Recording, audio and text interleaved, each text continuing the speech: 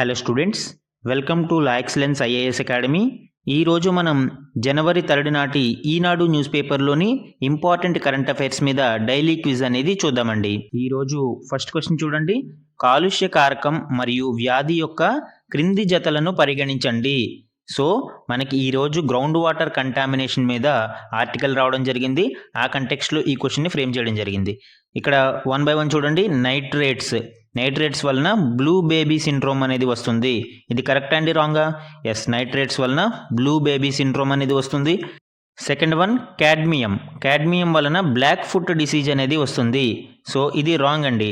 And arsenic వలన ఇటాయ్ అనే disease వస్తుంది. ఇది రాంగే. మనకి క్యాడ్మియం వలన ఇటాయ్, ఆర్సనిక్ వలన బ్లాక్ ఫుట్ డిసీజెస్ వస్తాయి. ఈ రెండు ఇంటర్చేంజ్ అయినాయండి, కాబట్టి ఈ రెండు కూడా రాంగ్. పాదరసం అంటే మెర్క్యూరీ వలన మినమటా డిసీజ్ అనేది వస్తుంది. ఎస్, ఇది కరెక్ట్ అండి. మనకి మినమటా డిసీజ్ అనేది మెర్క్యూరీ పొల్యూషన్ వలన వస్తుంది. ఫ్లోరిన్ వలన స్కెలిటల్ ఫ్లోరోసిస్ అనే డిసీజ్ వస్తుందండి. సో యాక్చువల్గా ఇది కూడా కరెక్టే. ఇప్పుడు ఎన్ని పేర్స్ కరెక్ట్ అయినాయి? మనకి 1, 2, 3 పేర్స్ అనేవి కరెక్ట్ అయినాయి, కాబట్టి 3 పేర్స్ కరెక్ట్. ఇక్కడ ఆన్సర్ ఏమవుతుందండి? C is the correct answer. మన నెక్స్ట్ క్వశ్చన్ చూడండి.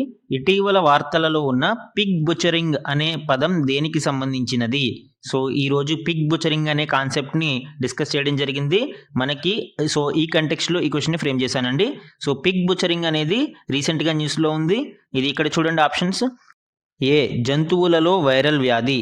అంటే ఈ పిగ్ బుచరింగ్ అంటే జంతువులలో వైరల్ వ్యాధికి సంబంధించినదా అండి? కాదు.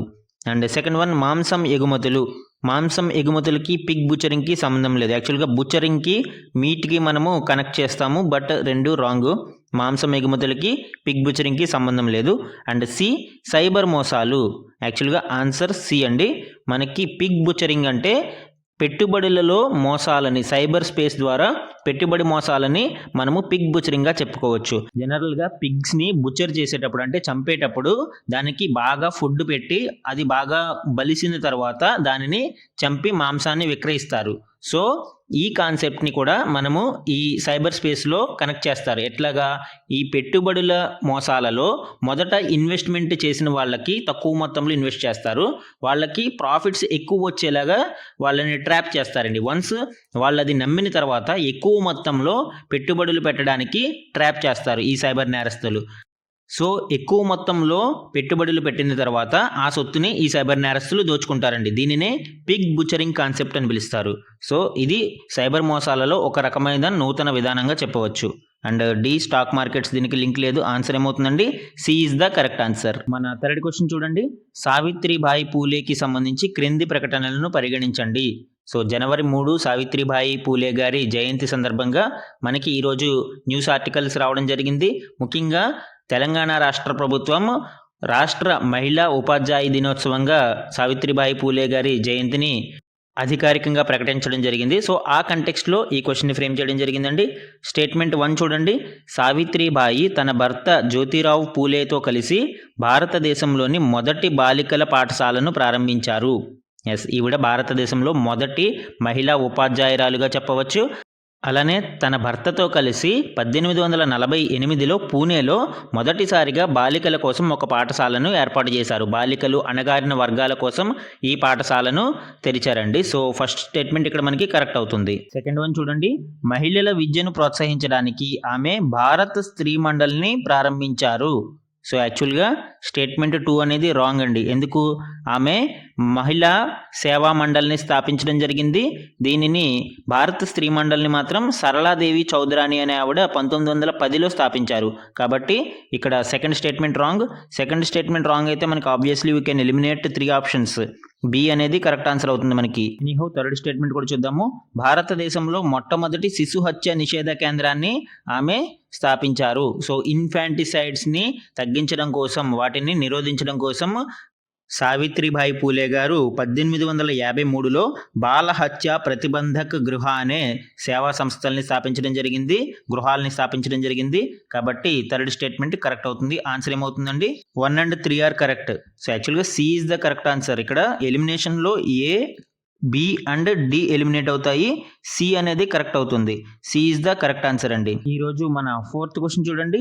ఐఎన్ఎస్ వాగ్షీర్కి సంబంధించి క్రింది స్టేట్మెంట్లలో ఏది సరైనది? సో ఈరోజు ఐఎన్ఎస్ వాగ్షీర్, ఐఎన్ఎస్ నీలగిరి అనేవి న్యూస్లో ఉన్నాయి. సో ఆ కంటెక్స్ట్లో ఈ క్వశ్చన్ని ఫ్రేమ్ చేశానండి. ఫస్ట్ స్టేట్మెంట్ చూడండి. ఇది శత్రు జలాంతర్గాములతో యుద్ధం ఎదుర్కొనేందుకు ప్రాజెక్ట్ 17A కింద నిర్మించబడింది. యాక్చువల్గా ఇది శత్రు జలాంతర్గాములతో యుద్ధం ఎదుర్కొనేందుకు తయారు చేయబడుతుంది. యాంటీ సబ్మెరైన్ మరియు యాంటీ సర్ఫేస్ వార్ఫేర్ షిప్ ఇది. కాకపోతే దీనిని ప్రాజెక్ట్ 75 కింద తయారు చేస్తున్నారు. ప్రాజెక్ట్ 17A కింద తయారు చేసేది స్టెల్త్ ఫ్రిగేట్స్ని తయారు చేస్తారు. ఐఎన్ఎస్ నీలగిరి క్లాస్ అవి. ఐఎన్ఎస్ వాగ్షీర్ అనేది కల్వరీ క్లాస్కి చెందిన స్కార్పిన్ గ్రేడ్ సబ్మెరైన్స్ అండి. సో ఇవి ప్రాజెక్ట్ 75 కింద తయారు చేయబడతాయి. అంటే ఆన్సర్ ఫస్ట్ స్టేట్మెంట్ ఏమవుతుందండి? రాంగ్ అవుతుంది. సెకండ్ వన్, ఇది Kalvari class diesel electric attack సబ్మెరైన్లో భాగం. కల్వరీ క్లాస్ సబ్మెరైన్స్ మొత్తం 6ని తయారు చేయడానికి ప్రభుత్వం ఒప్పందం కుదుర్చుకోవడం జరిగింది. ఇందులో కల్వరీ, కంధేరి, వాఘిర్, వాగ్షీర్ ఇట్లాగా 6 రకాల డీజిల్ ఎలక్ట్రిక్ సబ్మెరైన్స్ని తయారు చేయడం జరిగిందండి. సో ఇది మనకి సెకండ్ స్టేట్మెంట్ కరెక్ట్ అవుతుంది. ఆన్సర్ ఏమవుతుందండి? B is the correct answer ఇక్కడ. ఈరోజు మన లాస్ట్ క్వశ్చన్ చూడండి. క్రీడా అవార్డులకు సంబంధించి క్రింది జతలను పరిగణించండి. సో యాక్చువల్గా ఈరోజు ఖేల్ రత్న మరియు అర్జున అవార్డులను ప్రభుత్వం ప్రకటించడం జరిగింది. ఆ కంటెక్స్ట్లో ఈ క్వశ్చన్ని ఫ్రేమ్ చేశామండి. యాక్చువల్గా ఇది పిక్ చేసుకోవడం జరిగింది. యూపీఎస్సీ 2023 క్వశ్చన్ ఇది. 2023 ప్రీవియస్ ఇయర్ క్వశ్చన్ ఇది. స్టేట్మెంట్ 1 చూడండి. Major Dhyan Chand Khel Ratna award. So major Dhyan Chand Khel Ratna award ఎవరికి ఇస్తారు అనేది ఇక్కడ పేరు ఇవ్వడం జరిగింది. గత 4 సంవత్సరాల కాలంలో ఒక క్రీడాకారుడు చేసిన అత్యంత అద్భుతమైన మరియు అత్యుత్తమ ప్రదర్శన కోసం దీనిని ఇస్తారు. ఎస్ కరెక్ట్ అండి. మేజర్ ధ్యాన్ చంద్ ఖేల్ రత్న అవార్డుని అత్యంత అద్భుతమైన క్రీడాకారులకి ఇది ఇవ్వడం జరుగుతుంది. కాబట్టి first one correct. Second one Arjuna award. Arjuna award క్రీడాకారుడు జీవితకాల సాధనకు అంటే సాఫల్యం కొరకు, లైఫ్ టైమ్ అచీవ్మెంట్. సో యాక్చువల్గా ఇది రాంగ్ అండి. మనకి లైఫ్ టైమ్ అచీవ్మెంట్ అంటే మేజర్ ధ్యాన్ చంద్ ఖేల్ రత్న అవార్డు. అర్జున అవార్డుకి సెకండ్ హైయెస్ట్ అవార్డు కాబట్టి మనకి సెకండ్ హైయెస్ట్ అవార్డు కాబట్టి ఇది రాంగ్ అవుతుంది. Third one Dronacharya award. ఇది క్రీడాకారులు లేదా జట్లకు విజయవంతంగా శిక్షణనిచ్చిన ప్రముఖ కోచ్లను సత్కరించడం. సో ద్రోణాచార్యులు అంటే మనకి కౌరవులు పాండవులకి గురువుగా చెప్తారు కాబట్టి కోచ్లను కూడా గురువు స్థానంలో చూస్తాం కాబట్టి వీళ్ళకి ఈ ద్రోణాచార్య అవార్డు అందిస్తారు. కాబట్టి ఇక్కడ థర్డ్ వన్ కూడా కరెక్ట్ అండి. ఫోర్త్ వన్ చూడండి. రాష్ట్రీయ ఖేల్ ప్రోత్సాహన్ పురస్కార్. ఇది రిటైర్మెంట్ తర్వాత కూడా క్రీడాకారులు చేసిన సహకారాన్ని గుర్తించడం కోసం ఇస్తారు. సో ఇది రాంగ్ అండి. ఈ ఖేల్ ప్రోత్సాహన్ పురస్కార్ అనేది కార్పొరేట్స్కి మరియు ఎన్జిఓస్కి క్రీడలను ప్రోత్సహించడం కోసం ఇవి చేసే కృషిని గుర్తించడానికి ఈ పురస్కారాన్ని అందిస్తారు. సో ఇక్కడ 2 pairs correct and 2 pairs wrong. Answer ఏమవుతుందండి? కేవలం 2. B is the correct answer అవుతుంది ఇక్కడ. సో ఇవి ఈరోజు ఈనాడు న్యూస్ పేపర్లోని ఇంపార్టెంట్ కరెంట్ అఫైర్స్ మీద డైలీ క్విజ్ అండి. Thank you for watching.